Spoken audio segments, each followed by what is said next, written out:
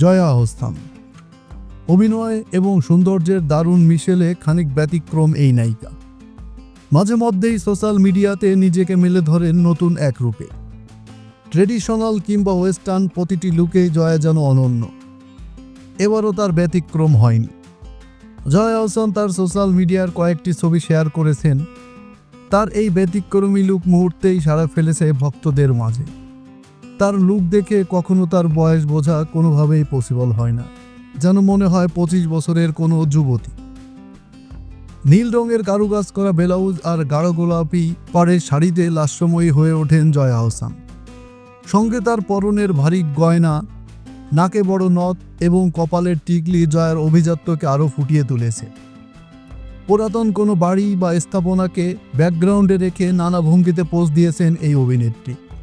আর তা প্রকাশ হতেই নানা মন্তব্যের জ্বরে ভাসছেন তার ভক্তরা।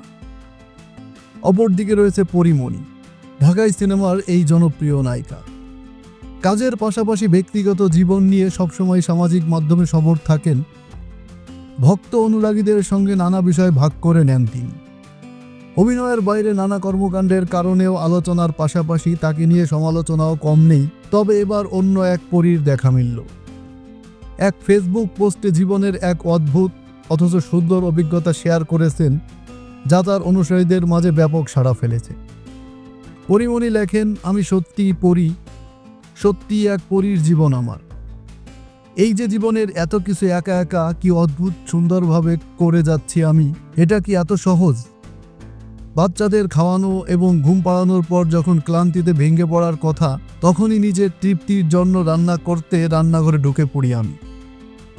অভিনেত্রী আরও লেখেন, শুকরিয়া করতে করতে ভাবলাম এই যে আমি একা এত সব কিছু সামলাচ্ছি কিভাবে।